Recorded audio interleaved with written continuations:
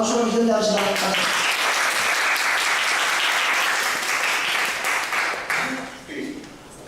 여러분 만나뵙게 돼서 너무 반갑습니다. 미국 캘리포니아의 국가주의 산호제 실리콘밸리라고 알려져 있는 그곳에서 제 TV 넥스트 사역을 하고 있습니다. TV 넥스트 텔레비전에 관한 것이 아니라 Traditional Values for Next Generation이라는 그런 단어의 약자로 저희들이 단체 이름을 만들었고요. 2010년서부터 본격적으로 주로 한인 교회들을 향해서 학부모들과 또 2세들에게 미국 정부와 또 학교 또 사회에서 일어나고 있는 여러 가지 비도덕적이고 비성경적인 가치관에 대해서 알려드리고 대책을 논의하고 최근에는 저희가 성경적 세계관 아카데미를 설립해서 학부모와 교사들과 자녀들을 동시에 어른들은 언어로 또 아이들은 영어로 창조론에서부터 모든 또 성교육에서 성교육에 이르기까지 그들의 정체성을 확립하는데 또 가정에서부터 그런 건강한 참 그 성경적인 가치관을 갖도록 하는 그 일에 저희들이 힘을 쓰고 있습니다. 저희가 와보니까 이원호 목사님이 안 계시네요. 그게 무엇을 의미하는지 저희들은 잘 모르겠지만 하여튼 최선을 다해서 지금 미국에서 일어나고 있는 일들에 대한 것을 집중적으로 여러분에게 말씀을 드리고 또 대안과 또 그 대책에 대해서 여러분에게 말씀드리는 시간을 갖도록 하겠습니다. 먼저 제 아내인 사라킴 사모가 강의를 시작하도록 하겠습니다. 지금 떨릴 것 같으니까 박수로 맞아주시고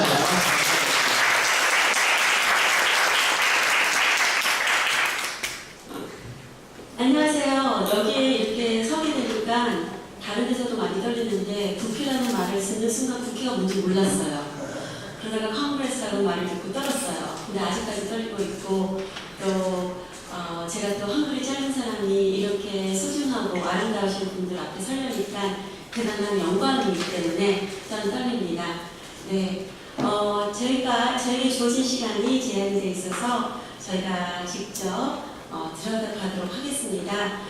제가 혹시 말하다가 한글이 좀 이상하다든지 좀 이상한 단어가 나오면요 그냥 웃어주세요. 그러면 제가 이런 말 쓰면 안 되는 거구나 하고 알 수 있습니다.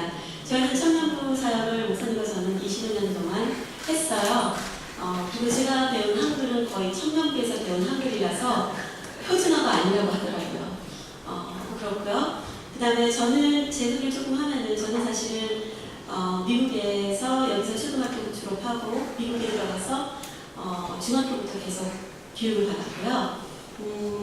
회사는 삼성에서 한 5년간 일하고 미국에 있는 그 다음 시스코 시스템스라고 네트워크라는 곳에서 13년 넘게 전략팀과 또 인사 과정과 인터널 아이딩 감사 그런 일을 하고 있다가 지금 이 다음 세대 가치관 정립하고 보호하는 일을 하나님께서 부탁을 해주셔서 감사한 마음으로 지금 회사를 그만두고 시작했습니다.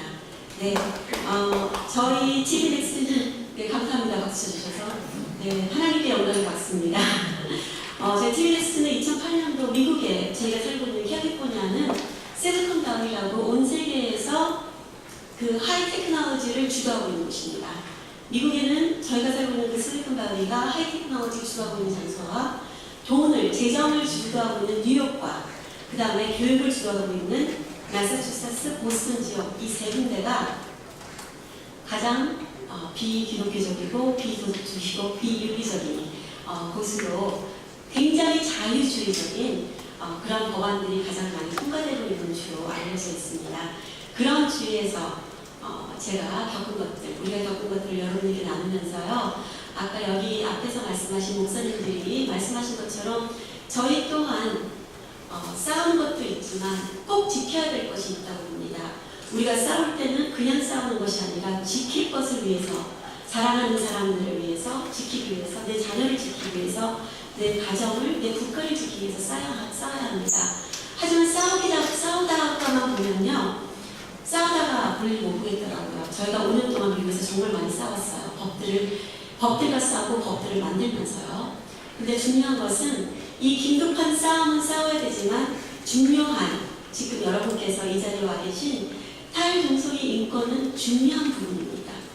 긴급한 부분이라기보다는 중요한 부분이기 때문에 시간이 오래 걸리고 전략이 필요하고 그 전략을 가지고 여러분들께서 일을 하셔야 되지만 이것은 사람들의 생각을 바꾸고 가치관을 바꾸고 세계관을 바꾸는 것이기 때문에 탈동성애 인권은 한마디로 결론적으로 결과, 우리가 꼭 뭔가를 세상을 변하고 싶을 때 필요한 인권이 탈동성애 인권이라고 생각합니다.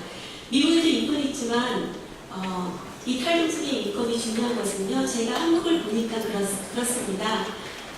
동성애자들이 소수자들이라고는 할 수는 없을 것 같아요. 소수라고 할 수 있지만 한국에는 소수자들이라고 할 수 있는 사람들이 많죠.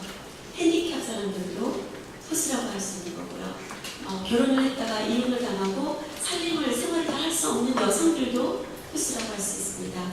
그런 여러 약자들을 진짜 소수라고 할 때 정말 약자, 소수가 중요한 게 아니죠. 미국은 1%의 소수가 미국의 모든 경제를 주도하는 거 아시나요? 그렇다면 그 소수 1%가 약한 자들인가요? 아닙니다. 우리가 언론에서 얘기하고 있는 이 소수자이기 때문에 이들은 불쌍하다. 잘못된 인식입니다. 미디어에서 잘못 얘기하고 있어요. 소수가 중요한 것이, 소수 중요하죠. 소수가 불쌍한 게 아니라 약자, 사회와 국가 속에 있는 약자들이 불쌍하고 그들을 도와야 된다는 입장에서 우리가 그런 전략으로 나가야 될 것 같습니다. 제가 인트로 다시 인정하고요. 지금이 위협의 시대라고 저는 여러분에게 말씀드리고 싶습니다. 왜 위협의 시대이고 무엇이 위협인가? 지금은 시대를 분별하지 못하는 시대예요. 정체성을 잃고 있는데도 내가 누구인지 알지 못하면서도 거기에 대해서 생각을 많이 못하는 모든 것의 기준이 흔들립니다. 한국은 옛날 동양의 예의국가라고 들었습니다. 예의국가라고 들었지만 지금 많은 것들이 달라지고 있죠. 무법의 시대입니다. 내가 법이다. 내가 법이다. 미국이 지금 이렇게 되고 있습니다. 그 다음에 죄를 우상화하는 시대가 되었습니다. 죄가 죄인 줄을 알면서도 죄를 장려하고 죄를 짓게 만드는, 그게 상상이 가실지 모르는데요. 나중에 이제 그것을 보시면서 아실 거예요. 그래서 각자가 하나님 되는 시대인데요. 오늘은 국회에 있다고 해서 제가 성경적인 것을 좀 빼고 일반적으로, 하지만 우리가 상식적이고 논리적이고 라셔널한 것으로 우리 한번 알아보도록 하겠습니다. 지금 미국에는요, political correctness라는 말들이 정말 퍼져 있습니다. politically correctness라는 것은 정치적 정당성이에요. politically correct 하다가는 지금 아기가 태어나는데 그 아기가 생명이 아니다라고 해서 그 아기를 죽일 수 있는 게 지금 미국의 몇몇 주에서 통과된 법안입니다. 그것이 바로 political correctness, 정치의 정당성입니다. 이런 정치의 정당성으로 흔들리고 있고 가장 타겟이 된, 가장 목표가 된 것은 바로 우리들의 차세대, 다음 세대입니다. 어떻게 목표가 되겠죠? 사회적으로는 연령의 분별 없이 무분별하게 포르노, 어린이 성관계를 지지하고 있는 그런 사회적 흐름이 있습니다. 학교에서는 동성애 교육을 시키고요. 교과서에다가 동성애 교육을 시키고 친이슬람 교육을 시키고 있습니다. 문화적으로는 성적인 것, 양분, 자살, 자기 비하, 또한 자기밖에 모르는 교만과 거역, 그리고 인본주의는 당연한 것이고요. 여러분, 미국의 학교에 고등학교에서 하이스쿨 드롭아웃이 많다고들 해요. 고등학교 자퇴라고 하죠. 근데 여러분, 그게 왠지 아세요? 학생들이 공부를 못해서일까요? 학생들이 좀 바보였을까요? 아닙니다. 통계에는 하이스쿨 드롭아웃의 그 자체적인 이유는 고등학교 그 자체가 지금은 중학교까지도 또 초등학교까지도 학교에 가서 성관계를 가질 수 있는 그러한 굉장히 열려져 있는 교육이, 한국말 하면 눈 감고 야매라고 하나요? 눈 감아주는, 봐도 못 본 척하는 세이프 섹스라고 안전한 성에 대한 교육을 가르치게 되는데요. 절대로 안전하지 않습니다. 콘돔을 사용하라는 것인데요. 세이프 섹스가 아닌 것이죠. 이러한 것으로 문화가 바뀌어지고 교육이 바뀌어지고 정치적으로는 미국에 대해서 잠깐 설명을 드리겠습니다. 미국의 정치는요. 맨 처음에 미국이 유럽에서 미국으로 건너온 사람들은 유럽의 종교적이고 형식적인 종교에 너무나도 너무나도 지쳐서 신앙의 자유를 하나님을 정말 섬기고 싶어서 온 사람들입니다. 그래서 미국의 그 백악관이라는 것이 만들어졌을 때는요. 대통령도 국회의원들도 상원의원, 하원의원 이런 사람들이 선교사 하면서 교수, 목사하면서 교수 이런 신앙이 정말 짙으신 분들이었어요. 그래서 성경책 킹 제임스 버전도 백악관에서 됐고요. 이러한 정치적인 베이스에서 지금은 성경이라든지 기록 같은 것은 들을 수가 없습니다. 네. 그 다음에 가정에서는 지금 자녀들의 양육권을 학부모님들이 계속 빼앗기고 있는데 무슨 얘기인가 하실 수 있어요. 근데 여러분 한국도 그것을 조심하셔야 되는데 나중에 좀 더 얘기 드리겠습니다. 그리고요. 앞으로 지금부터 그러면은 미국에서는 어떻게 탈동성애자가 어떤 식으로 이야기를 하고 있는지 여러분과 나누고요. 그 다음에 미국이 지금 어떤 상태인지 알려드리겠습니다. 우선은 탈동성애보다 좀 더 수치가 깊은 성전환자에 대해서 여러분들이 나누겠습니다. 성전환자라는 게이 레즈비언들은 자기네들끼리 이지만 성전환자는 몸의 모든 스트럭처를 서저리를 통해서 서저리를 통해서 붙이고 더하고 하는 거예요. 이 남자는 워터 헤어라는 분은 이렇게 어릴 적에 참 예쁜 남자였는데 CNN에서 보도한 것 같이 결혼을 해서 아이들, 딸과 아들까지 있는 상태에서 42세에 여자로 바뀌었습니다. 여자로 성전환 수술을 하고 싶다고 함으로써 성전환 수술을 하고 여자로서 미국의 그 옛날 1966년 10월 4일자 미국을 발칵 뒤집힐 정도로 이 워터 헤어는 그 여성으로서 그 미국을 뒤집어 놨습니다. 왜냐? 미국의 이런 경우가 그 당시만 해도 용납되지 않는 경우였기 때문입니다. 42세의 남성에서 여성으로 섹스 체인지를 했고요. 이름을 아까 워터 헤어에서 노아 젠슨으로 이름을 바꿨고요. 그런데 문제는 8년 후에 너무나도 자기가 여자로 바뀌고 싶었을 그 똑같은 마음이 똑같이 난 다시 남자가 되고 싶어. 정말 자살의 충동을 느낄 정도로 다시 남자가 되고 싶어서 다시 성전환 수술을 2번씩 한 경우는 이 남자가 처음입니다. 네, 그래서 이 남자는 이런 자기의 모습을 보고 어떻게 나는 내가 여자가 되고 싶었을 때 정말 나도 죽고 싶었기 때문에 살기 위해서 여자가 됐는데 어떻게 똑같은 감정을 다시 느껴서 남자가 될 수 있을까?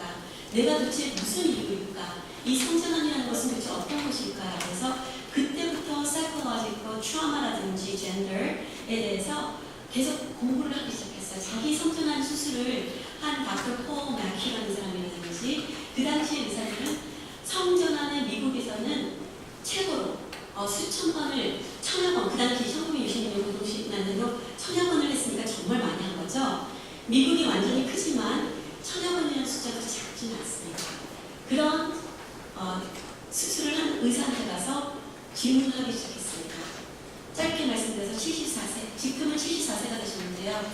남자로 변하고 난 다음부터 연구하고 성에 대해서 연구하는 결과 성전환이라는 것은 정신질환 중에 하나구나, 우울증의 하나라구나, 심각하게 내가 내 자신이 무엇인지 알지 못할 때 내가 자살하고 싶은 충동이 생길 정도로 내 스스로를 믿을 수 있을 만큼 내가 나를 속일 수 있구나 라는 어떤 심리학적인 쪽에서 대답을 얻으셨습니다. 그래서 지금은 74세가 되셨는데도 성전환자에 대해서 동성에 대한 상담과 치유, 성교육을 하시고 계시는데요. 이분에 대해서 알고 싶으시면 Sex Change Regret. Regret이라는 것은 후회한다는 뜻이에요. 내가 바꾼 것에 대해서 후회한다. 네. 자, 지금은 성전환을 2번씩이나 하신 분이고 이번에는 탈양성애자에 대해서 여러분과 나누고 싶습니다. 한국에 이미 저희가 영어로 한 것을 많이 번역을 하셔서 보신 것 같아서 저는 좀 다른 거, 최근 것을 가져왔어요. 케이든 웨스리.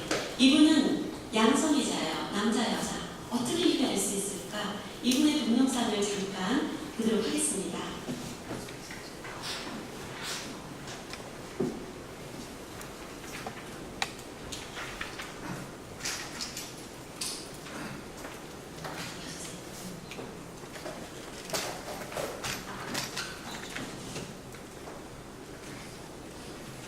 저에게 이 미디어가 친절해야 되는데 안 되면 안 친절하나요?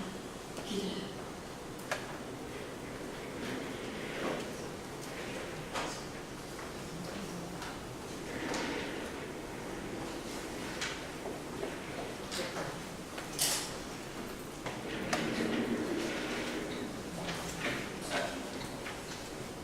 At a young age, my parents got a divorce, and then in fourth grade I went to a birthday party.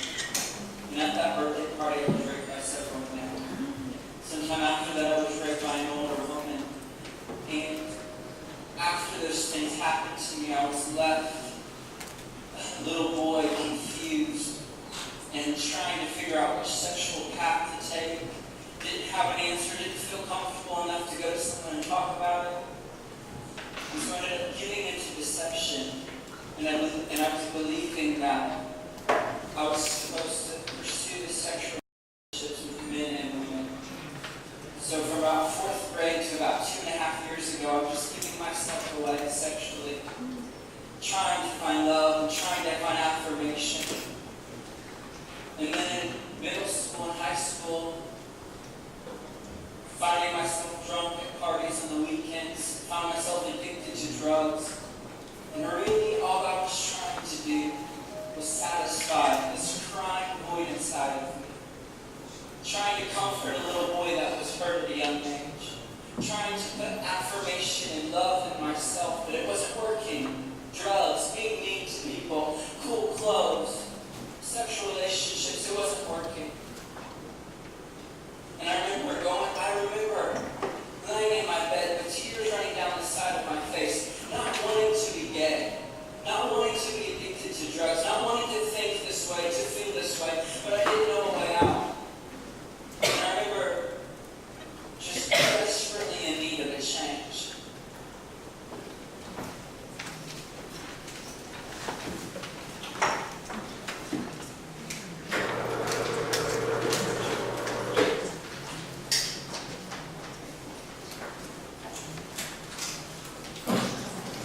네, 이게 조금 길었기 때문에 제가 좀 잘랐습니다. 결국적으로 이 청년은, 케린 월스라는 청년은 지금 역시 동성애자들과 성전환자들, 양성애자들을 도와주고 상담해주는 그런 청년으로 지금 일하고 있습니다. 참으로 귀한 것이죠.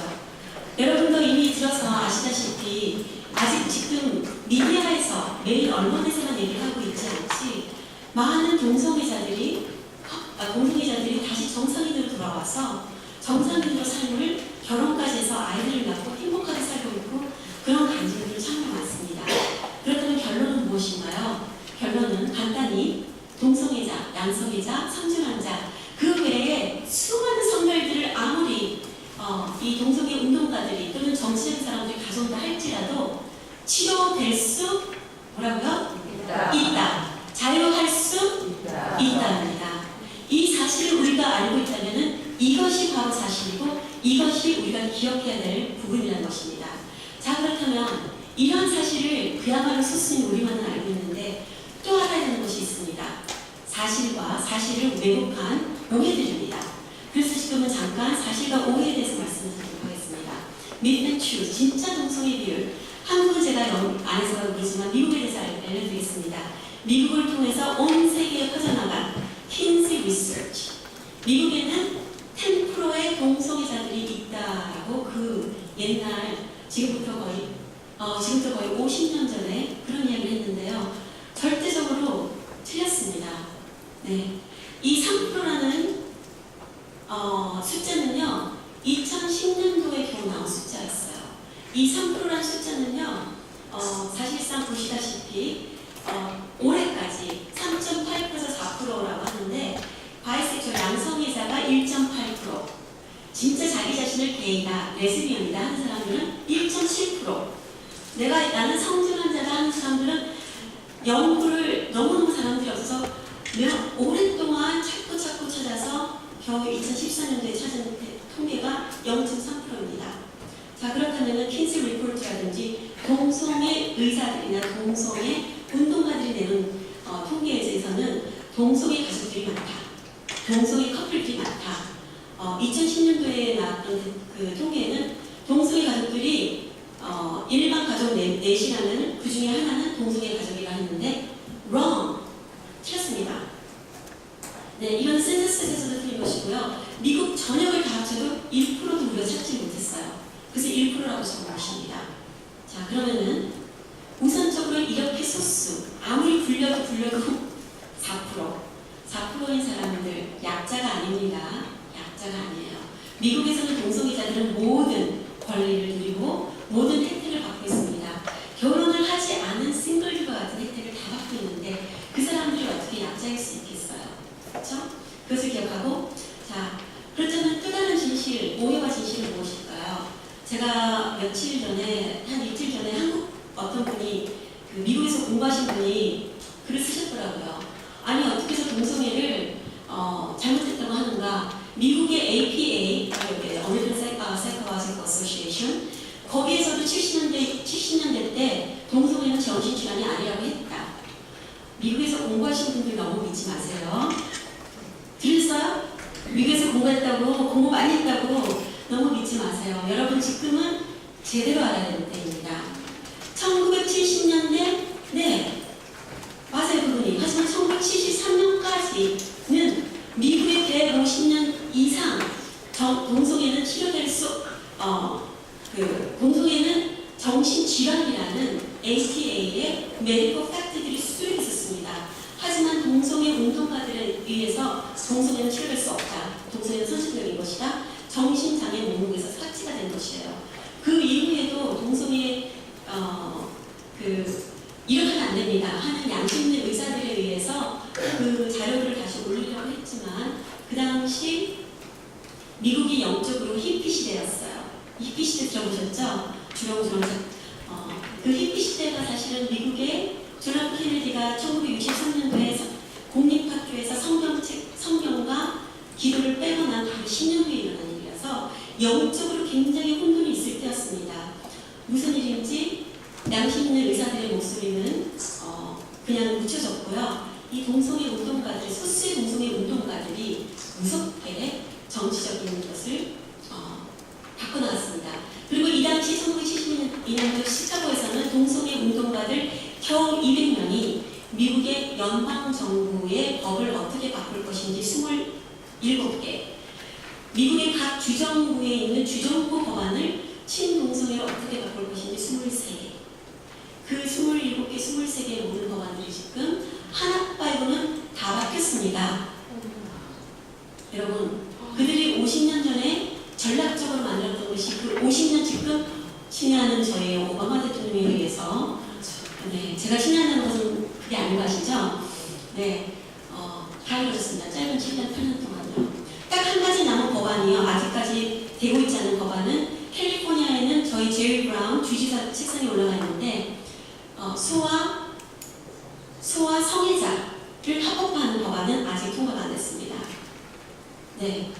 하지만 유럽을 보실 것 같으면 21살에서 18살, 그 성관계를 가질 수 있는 나이 연령이 21살에서 18살, 18살에서 16살에서 14살, 12살까지 스페인 같은 나라는 통과가 돼서 12살 여자아이들은 어머니, 부모님들의 허락 없이 아무거나 성관계를 가질 수 있었어요.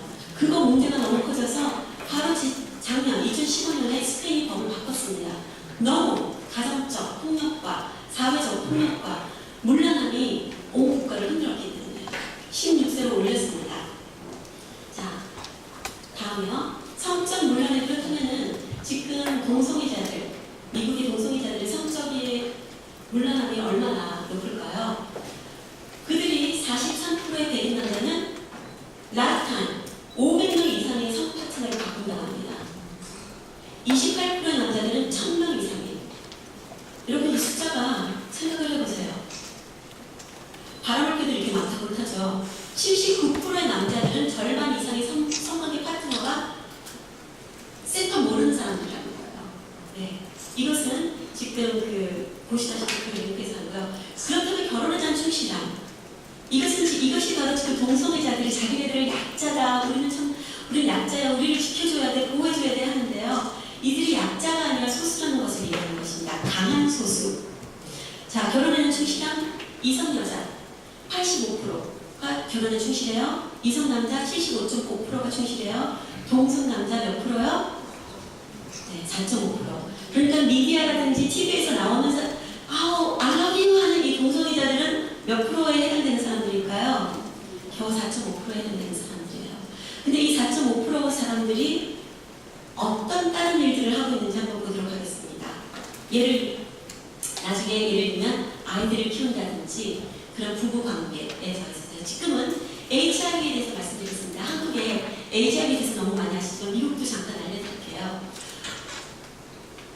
이 HIV는 지난 오바마 대통령이 이 동성애를 합법화하겠다고 계속 전쟁을 벌이고 2011년 교과서가 바뀌는 그 순간부터요. 2010년부터 시작해서 13세에서 24에서 가장 큰 HIV 감염은 바로 유스. 72%의 청소년들이 새롭게요.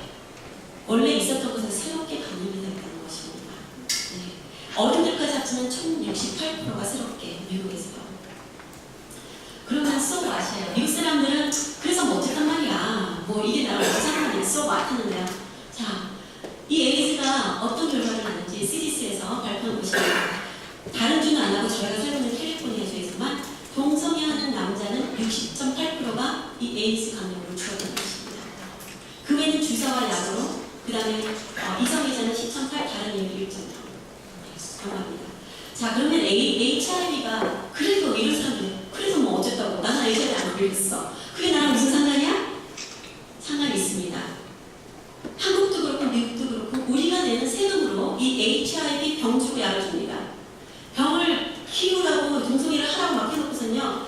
요번에 2000년 오바마 대통령 2016년 초에 국가 세금으로 37.1 billion 37.1조 한국이 이거는 조예요.를 에이즈 치료 경비로 지정을 했습니다. 네. 3, 4년 전까지만 해도 12.1조였는데요. 그것도 많아서 우리가 막 정책을 거기에 반대 운동을 하고 있는데요. 올해는 37.1%. 그러니까 이 정치 운동가들, 동성애 운동가들은 동성애를 지지하면서 에이즈에 걸려서 사람이 죽을 것을 안다는 뜻입니다. 자, 이제부터입니다. 자, 동성애자들이 해피하게 살고 있다. 우리는 부부야. 4.5%. 근데 진짜 그럴까요? 그들의 가정폭력은 어떨까요? CDC, 리포트에 의하면 CDC 여러분 다 아시죠? 아시면은 이 몇 년 동안에 10년부터 2013년 그리고 올해도 저희가 이것을 조사했는 똑같아요. 거의 양성애자들이 하는 그 가정 폭력은 75%, 받는 폭력이 레즈비언들 46%, 이성애자들 43%. 이건 여자들 중에서요. 남자들 중에서 양성애자 남자들은 47%가 가정폭력이고 게이들은 40%, 이성 남자들은 26%. 이렇듯이 이런 가정폭력으로 해서 살인사건까지 증가하고 있는 것입니다. 자, 그러면 동성애자들이 또 그렇게 얘기하죠. 우리는 애기를 못 낳아도 너희 크리스천들은 뭐 애기 못 낳는다고 우리한테는 모르지만 우리는 입양할 수 있어. 입양해서 애들을 정말 잘 키울 수 있어. 그럴까요? 레즈비언 부모 양육을 받은 아이들 중에서 75%의 여자아이들이 동성애자 될 가능성이 있다는 것이고 또한 조사 보고입니다. 저희 같은 바라가지고 저희 같은 이런 부모님들은 내가 자란 딸들에 비해서 동성애로 빠질 수 있는 확률이 4배 높은 거죠. 그럼 게이 부모 양육은 어떨까요? 게이 부모한테서 동성애자가 되는 것은 3배가 더 높다는 확률이고요. 평범한 일반인의 부모에게서 난 아들에 비해서 7배가 높습니다. 자, 그러면은 이런 가정폭력과 이 모든 것에서부터 시작해서 아이들이 받는 학대 확률이 얼마나 다를까요? 우리 같은 부모에 비해서. 그리고 이 학대는요, 때리고 해처리고 꿀만 이 정도 아닙니다. 성적인 폭력을 말하고 있어요. 이건 성폭행이라고 하는 것입니다. 레즈 부모들이 자란 여자아이들은 23%의 성폭행을 이성애자 이렇게 엄마 아빠 부모에게 자란 아이들의 비율은 겨우 2%. 이 2%는 아마 정신질환 있는 부모들에서 받는 성폭행일 거예요. 그러니까 우리 같은 부모에게서 자란 아이들에 비해서 동성애자들의 부부에게 자란 아이들은 10배나 높은 성적 학대를 받고요. 성행위라는 것은 성폭행 중에서도 성적인 것을 부모들이 요구하는 것을 이것인데요. 레즈비언 부모한테 키워주는 것은 31%, 정상인에 비해서 4배가 높고 게이 부모 25%, 정상인에 비해서 3배가 높습니다. 너무 숨차신가요? 네, 그래서 빨리 가야 돼요. 시간이 없어서. 자, 그렇다면은 이런 모든 것들이 이렇게 있는 상태에서 진짜 동성애자들이나 의학적으로나 심리학적으로나 역사학으로 볼 때 그들의 진리는 무엇인가가 중요하죠. 자기 배를 불리려고 하는 동성애를 지지하는 정치가들과 동성애 운동가들보다 중요한 것은 진짜 아픈 사람들의 진로입니다. 동성애자들 제가 알고 있는 동성애자들 중에서 정말 정상인이 되고 싶어하는 사람들이 있어요. 그런 사람들 중에서 의사가 있고요, 심리학자가 있는 거예요. 그런 사람들이 한번 들어보겠습니다. 데이비드 벤커프, 시니어 포리컬 애널리스트입니다. 즉, 정치 것을 분석하는 사람인데요. Nobody's born that way. 게이 히스토리. 이 사람은 게이 역사가입니다. 게이 역사가로서 이 사람이 수십 년 연구한 것을 역사 속에서 어떤 것에도 동성애자가 선천적으로 얘기되지 않다. 섹슈얼 오리엔테이션 cannot be innate. 성별이라는 것은 절대로 선천적일 수가 없다는 것입니다. 그리고 이것은 캐머가 타이오리아는 레즈비언 여성이에요. 이 여자가 밝힌 것은 레즈비언 것은 선천적인 것도 정상적인 것도 아닌 동성애는 정상적인 것에 대한 도전일 뿐이다. 네. 이것을 보면은 ridiculous라는 말을 써요. The idea of homosexual은 굉장히 ridiculous한데 하지만 이것을 와답할 수 있다는 것이죠. 학습해서 배울 수 있다는 것이에요. 네. 하지만 이것은 절대로 선천적인 inborn trait이 아니라는 것이죠. 또한 유타 주립대학교의 심리 교수이자 성연구가 또 역시 오랫동안 연구했던 리사 다이아몬드의 진원인데요. 리사 다이아몬드는 역시 레즈비언 심리학 교수이고 성연구가입니다. 이 사람도 역시 얘기를 옛날에 사이먼 리베이 리포트에서 얘기했던 것은 절대적으로 거짓이다. 게이즘이라는 것은 있을 수가 없고 이것은 왜곡된 것이다. 미프다. 또한 얼마 전에 나왔던 하나님께서 나를 이렇게 만들었다고 하는 과학적으로 무슨 호모섹슈얼리가 진짜 하나님이 그렇게 창조했으니까 이것이 맞다라고 PhD를 받은 브라시라든지 버트 탐슨이라든지 이런 PhD 공부를 너무 했는데 공부를 헛했나 봐요. 이것이 거짓 리포트라고 이 리사 다이아몬드 심리학자는 연구를 정말 많이 했어요. 동성애자, 양성애자, 성전환자, 이성애자 다 거기서 나온 자기의 공부에 대해서 얘기한 것입니다. 또한 잘 아시는 존 홉킨스 University School of Medicine의 폴 매튜 이분이 바로 아까 워터 헤어 그분의 성전환하는 것을 도와주신 분이 한 분인데요. 이건 좀 긴데요. 이분에 의해서 얘기하면은 연구조사에 발견은 70에서 80대 아이들 감정이나 심리가 의학적으로 검증되지 않은 상태이기 때문에 67%가 적어도 한 가지 심리적 질환을 갖고 있다는 거예요. 그 다음에 33%가 자살 충동을 일으키는 심한 우울증이 있고요. 그 다음에 웨스턴 리저브 유니버시티 오하이오주에 있는 거기서 밝힌 것이나 유럽에서 이루어진 연구에 의해서도 이런 동성애적인 것은 또는 성전환적인 것은 90%의 환자들이 적어도 한 개 이상의 심각한 심리 질환을 겪고 있다는 것입니다. 네. 그리고 10명 중 2명의 환자는 그들이 감염했던 성전환을 심각하게 후회하고 있고요. 자, 지금까지 제가 숨차게 여러분에게 알려드린 것은 동성애, 성전환 이 모든 것은 치료될 수 있고 자유할 수 있다. 그리고 거기에 대한 의학적인, 역사적인, 사회적인 것에 대해서 직접 동성애 사람들이 이야기하는 것을 알려드렸습니다. 그렇다면 지금 미국은 이런 상태에서 미국은 문제 어떻게 가고 있나, 무슨 일이 생기고 있나를 저희 TV넥스트의 대표 되신 김태호 목사님께서 나오셔서 여러분들께 알려주도록 하겠습니다. 감사합니다.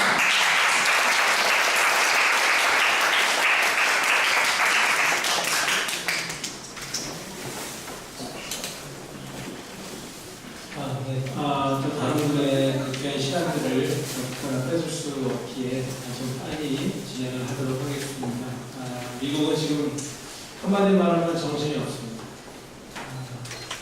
왜 정신이 없느냐?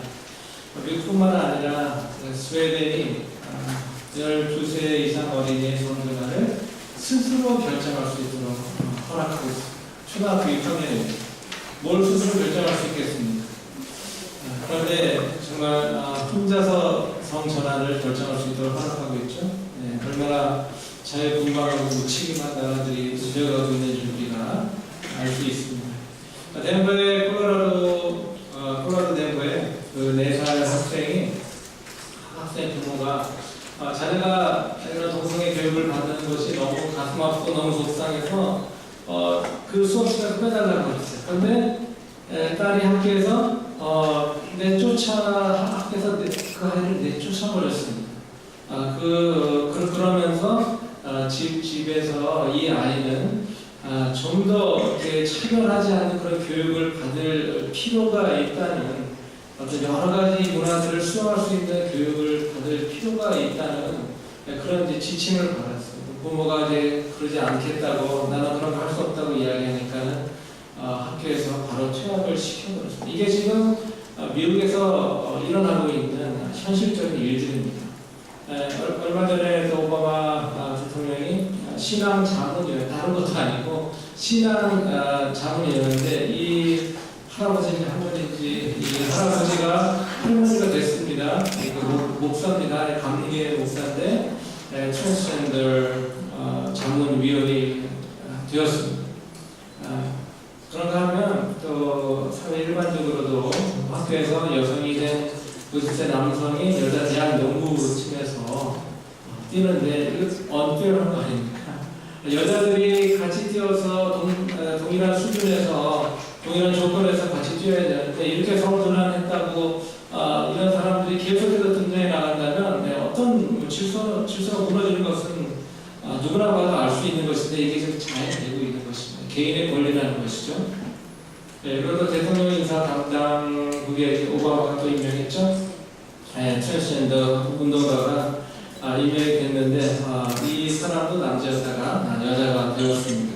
바로 이 임명하기 전에 4월달에 동성애 잘 아시는 것 같이 모든 동성애 상담은 금지시킵니다. 그것은 불법이다. 동성애 전환 치료를 하려고 시도하는 것 자체가 폭력이고 불법이라는 것을 이제 발표를 하게 됩니다. 어떻게 보면 전략적인 것일 수도 있겠죠. 여러분들 너무나 잘 아시는 브루스 제너, 이 사람이 여자가 되었다가 이제 또 다시 또 남자가 되고 싶다는 이야기를 하고 있어요. 이 사람 안에 있는 그 혼란과 혼돈, 사람들이 이건 재미로 보고 있습니다. 재미로 보는데 재미로 호기심 가는 그 사람들의 그 모습을 보는데 이 사람은 또 관심을 받으면서 희열을 또 느끼겠죠. 근데 얼마나 많은 젊은이들이 이런 것을 보면서 혼란을 겪겠습니까? 수프림코트에서 아까 말씀드린 동성애 상당 금지령을 내었습니다. 이 전국적으로 내었기보다는 오바마 대통령 그렇게 얘기합니다. 전국적으로 이런 것이 금지돼야 한다. 여러분 잘 아시다시피 미국은 주 법에 따라서 그런 연방법을 우리가 받아들일 것인가 받아들이지 않을 것인가가 이제 또 주민 투표로 결정이 됩니다. 현재 이것이 금지령이 내린 도시 또 주가 이제 캘리포니아, 일리노이, 뉴저지, 오레곤, 버먼, 이런 워싱턴 DC, 이런 신시내티 이런 분들이 지금 금지령을 내렸습니다. 오바마 정부가 또 미 전역에 동시 혼용 화장실을 계속해서 밀어붙이고 있죠. 그냥 화장실만 그 사람들은 것이 아니라 탈의실, 샤워실도 공용으로 동시에 같이 쓸 수 있다는 그런 개념입니다. 그 개인의 프라이버시 전혀 존중되지 않는 것이죠. 전통적인 가족의 구성의 파괴가 일어나는 것입니다. 이 모든 것들 2019년 6월에 여러분 잘 아시다시피 동성애를 합법화가 미국 연방대법원에 의해서 결정이 됩니다. 그거를 이제 기점으로 해서 또 수많은 법안들이 이제 올라오는데요. SB 274는 세 부모 이상 아이들이 가질 수 있다. 아이의 부모가 세 부모 이상 될 수 있다는 것이죠. AB 1951은 동성애 입양할 때 아이의 성별을 부모들이 결정할 수 있다. 그러니까 딸을 내가 입양했는데 내가 그게 딸이 아니라 아들이라고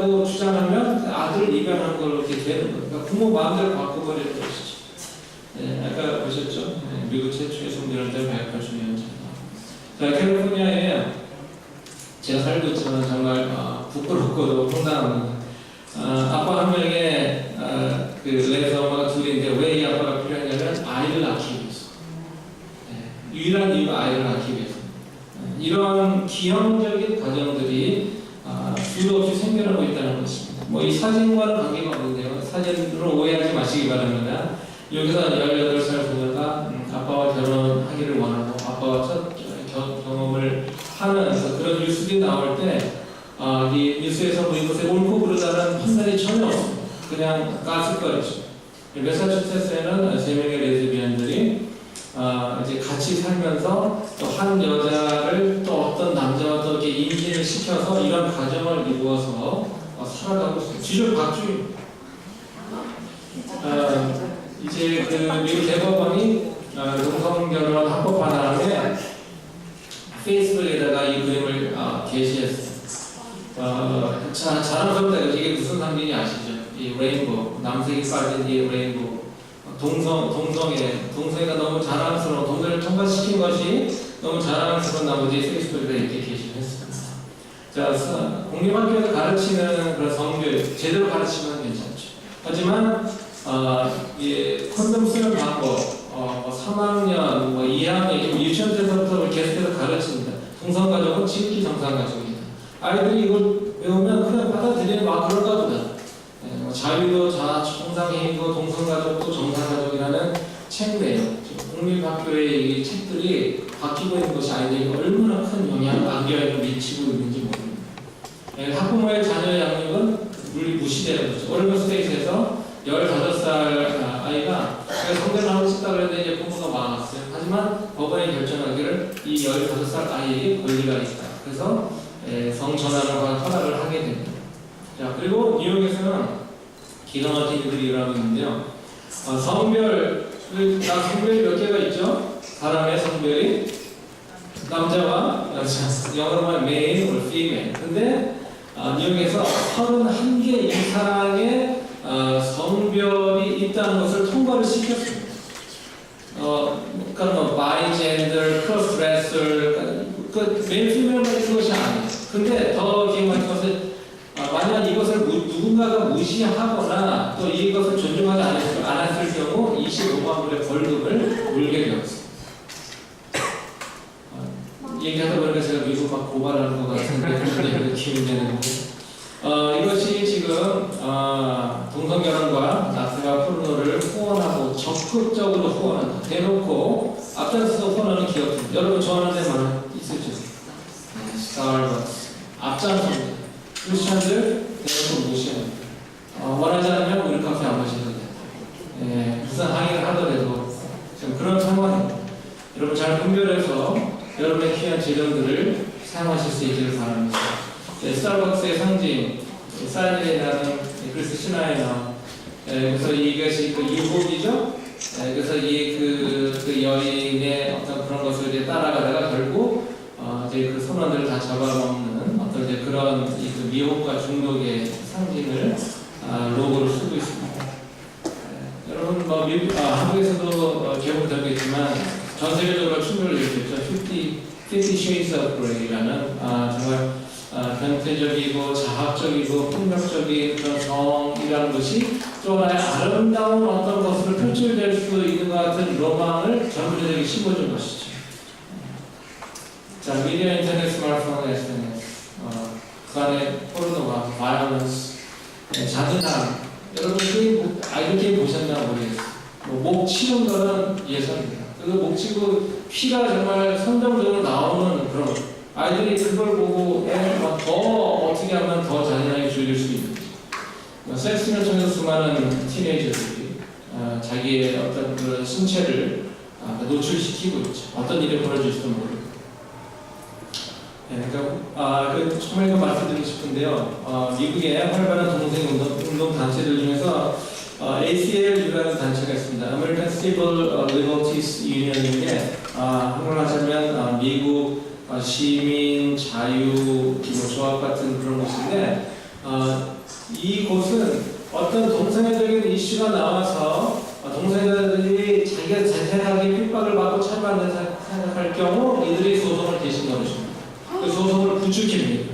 그리고 대부분의 소송에서 이길 수 있도록 모든 자원과 자본과 사람과 다 동원합니다. 아까 제 아내가 이야기한 어떤 동성애 운동가들의 50년 동안의 그 아젠다들 통과된 앞장선 것이 바로 ACLU. 정말 바라기는 한국의 ACLU 같은 단체가 이미 협력을 하겠지만 이런 단체가 생기지 않기를 소원합니다. 이런 단체가 생겼다가는 무슨 일을 하더라도 소송으로, 참여한 소송으로 제도를 보기 때문에 미국의 많은 학교들이 얼마나 지금 두려워하는지 모릅니다. 우리 앞에서 이거 가르쳤다가, 이거 정말 뭘 제안했다가, 또 소송 당하지 않을까. 실제로 소송도 많이 당하고 있습니다. 그리고 글래슨이라고 하는 Gay Lesbian and Straight Education Network라는 이 단체는 미국의 교육을 앞장서서 타락시키고 있는 학교들의 엄청난 압력을 주고 있는 그런 단체입니다. 또 가정과 자녀를 위협하는 여러 법안들이 있습니다. 이 법안들 아까 말씀드린 그런 또 법안들이 자꾸 하시면 뭐냐면 자기네들 하고 싶은데 걸림돌이 있는 거예요. 학생들한테 이것도 말좀 저도 싶은데 걸림돌이 있는 거예요. 누가 걸림돌이 될까요? 학부모입니다. 그러니까 학부모의 권리를 차단시키고 내 아이 빼내오는 것도 힘들고 어떤 사람은 매사추세츠에서 자기 아이 학교에서 빼내었다가 아빠가 감옥에 들어갔어요. 아이를 자기 마음대로 빼내었다. 이것이 실제로 미국에서 일어나고 있는 그런 현실입니다. 동성애가 그러면 이런 상태로 가서 어디까지 갈 수 있는지 유럽이 간 그 모습을 보면 제가 조금 어느 정도는 좀 예상할 수가 있는데요. 아이들 성관계 할 수 있는 나이가 이제 점점 내려지게 되느냐, 어디까지 내려질지 아무도 모르죠. 그러다가 이제 소아성애가 합법이 되는 것이겠죠. 또 일부 단체들 아까 말씀드렸죠. 전통적인 그런 가정의 모습들 다 깨지고 기형적인 그런 가정의 모습들이 정상이 되어버리게 됩니다. 스웨덴 같은 경우 동성애 합법화뿐만 아니라 또 근치 상간까지 또 이렇게 허락을 하는 덴마크도 마찬가지. 어떻게 미국이 설마 이런 데까지 미국이 지금의 모습까지 오게 될 줄 아무도 예상하지 못했습니다. 동성애자는 알고 있었겠죠. 하지만 아무도 예상하지 못했습니다. 충분히 갈 수 있습니다. 우리 아무것도 하지 않는다. 마지막으로 이제 탈동성애자들에게 끼쳐지는 이런 모든 것들이 그럼 탈동성애자들에게 또 어떤 압력이 가할 것인가. 이런 사회적 흐름이라면 특별히 미국 같은 거 탈동성애를 하면 안 될 것 같은 느낌.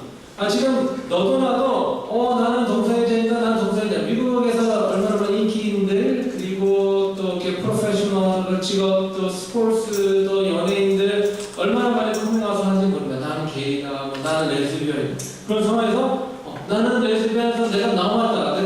그런 말을 할 수 있는 분위기가 되어지지 않고 있습니다. 가슴이 하고 싶음에도 불구하고 그게 되지가 않는 또 사회가 인정했기 때문에 또 무분별하게 또 성중독 그런 데 빠지게 죄책감이 점점 더 없어지는 거죠. 사람의 마음에 하나님께서 심어주신 그 양심의 어떤 그런 거리낌 같은 것이 이제 더 없어지게 되는 것이죠. 그리고 여러분에도 말씀드리고 싶은 것은 자신의 선택에 관한 책임을 질 수 없는 연령이 있다면 그때는 학부모가 나서야 되는 줄로 믿습니다. 그런데 그 연령에게 위험한 선택의 권리를 부여하게 되므로 사회 국가적 파장에 대해서 아무도 생각하지 않는다는 것이죠. 결정할 수 없는 연령이 되니까요. 그래서 미성년자를 우리가 얘기를 하는 것입니다. 자, 그럼 탈동성애자 포럼이고요. 탈동성애자들 도울 대안책, 제가 생각해 본 대안책입니다. 전환치유 사회를 위협하는 세력으로부터의 보호가 조직적이고 체계적으로 되어야 됩니다. 미국에서도 엑소더스 크라이라는 너무 귀한 탈동성애 단체가 있었는데 아까 말씀드린 ACLU의 협박 또 그런 소송의 위험 또 법의 바꿈을 통해서 그런 단체들이 문을 닫아버리는 거예요. 교회에서도 그런 이제 사역을 하는 것에 대한 부담을 느끼고 있습니다. 이게 얼마나 큰 위협인지 몰라요. 정말 이런 사역을 하는 단체들 또 이현아 목사님 같은 분들 또 함께 사역하시는 분들을 어떻게 보호할 수 있냐 연구해야 됩니다. 또 학교에서 저는 지금 상담을 할 수 있도록 법으로 미리 규정하는 것이 필요합니다. 이것이 더 불법이 되지 않도록 제도적으로 정말 막는 운동을 한국에서 꼭 하셔야 되고요. 예방적 차원에서 말씀드린 저희가 지금 법적 대응이 전문의로 구성된 법적 대응이 정말 너무 필요하고요. 또 현 동성애자들과 미래 동성애자들을 도울 수 있는 상담 치료가 법적으로 여러분들 보호가 될 수 있도록 그걸 만드는 것이 너무 필요합니다. 또 복지뿐만 아니라 의학적, 역사적, 사회적 통계 자료들 저희도 부지런히 수집하고 있습니다. 왜냐하면 이게 뭐 이게 우긴다고 되는 것이 아니기 때문입니다. 의학적, 역사적, 사회적, 통계적 자료들을 저희들도 많이 다른 단체들과 지금 공유하고 있습니다. 그리고 정체성 혼돈에서 상담이 필요한 18세 이전의 자녀를 둔 부모에게 정말 자녀에 대한 최대한 권리를 보장할 수 있도록. 그래서 미국에서 이게 지금 부모의 권리가 막 빼앗겨지고 있지만 한국에서만큼은 부모의 권리가 최대한으로 보장될 수 있도록 학부모들이 나서서 싸워줄 수 있기를 정말 간절히 바랍니다. 감사합니다.